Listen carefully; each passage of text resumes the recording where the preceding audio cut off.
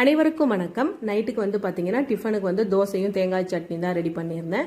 அப்புறம் எல்லாரும் சாப்பிட்டாச்சு. அப்புறம் நானும் சாப்பிட்டுட்டு சரி வந்து தயிரெல்லாம் போட்டு வச்சுருந்தேன். அதில் ஆடையெல்லாம் வந்து எடுத்து ஸ்டோர் பண்ணி வச்சுருந்தேன். பால் காய்ச்சும் பொழுதும் அந்த ஆடையெல்லாம் எடுத்து வச்சுருந்தேன்.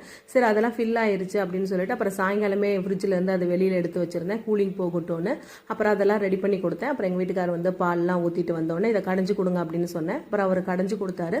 அப்புறம் கடைஞ்சி கொடுத்தோன்னே அதில் உள்ள நான் வெண்ணெயெல்லாம் வந்து எடுத்து கழுவி அந்த இதை நல்லா கழுவிட்டு அப்புறம் ஃப்ரிட்ஜில் போட்டு எடுத்து வச்சிட்டேன். சரி நாளைக்கு வந்து நெய் காய்ச்சிக்கலாம் அப்படின்னு சொல்லிட்டு அந்த வெண்ணெயெல்லாம் எடுத்து வச்சாச்சு. அப்புறம் வந்து நிறைய பேர் கேட்டிருந்தீங்க, ஏன் இவ்வளோ வேலை செய்கிறீங்க, கொஞ்சம் ஓய்வு எடுங்கன்னு. நான் ஓய்வு எடுத்து தான் நான் செய்வேன். வேலையே செய்யாமல் இருந்தாலும் ரொம்ப சோம்பேறித்தனமாக ஆயிரும். ஏதோ ஒரு வேலை செஞ்சுட்டு இருந்தோம்னா அந்த வேலை செய்யும் பொழுது அந்த வழிகள் கூட மறந்து போயிரும்ல. அது மேலே கொஞ்சம் கவனம் வந்துடும், நம்ம அதை செய்யணும் அப்படின்ட்டு. அது பாட்டுக்கு வலிக்கிறது வலிக்கட்டும், நான் பாட்டுக்கு நான் செய்வேன். இந்த வீடியோ பிடிச்சிருந்துச்சுன்னா லைக்